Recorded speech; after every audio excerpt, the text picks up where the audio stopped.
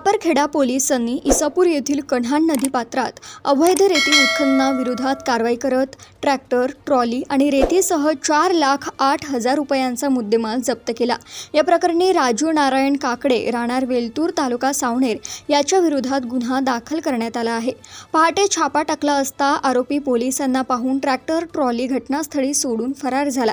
पोलिसांनी John Deere tractor, trolley आणि सुमारे 1 ब्रॉस रेती जप्त केली। आरोपी विरुद्ध BNS, महाराष्ट्र जमीन महसूल अधिनियम, खाण व खनिज अधिनियम तसेच सार्वजनिक संपत्ती नुकसान प्रतिबंधक कायद्यान्वये गुन्हा नोंदवण्यात आला आहे। सहाय्यक पोलीस आयुक्त अंकुश खेडेकर यांच्या मार्गदर्शनाखाली वरिष्ठ पोलीस निरीक्षक हरीश रुमकर यांच्या पथकाने ही कारवाई केली असून पुढील तपास पोलीस उपनिरीक्षक विलास करंगामी करीत आहेत।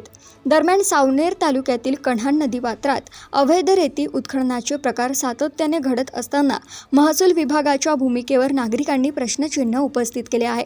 नव्या पोलीस आयुक्तांच्या कार्यकाळात अवैध रेती उत्खननावर प्रभावी आळा बसणार का, याकडे परिसराचे लक्ष लागले आहे। देशोन्नतीसाठी वैभव काकडे यांची रिपोर्ट।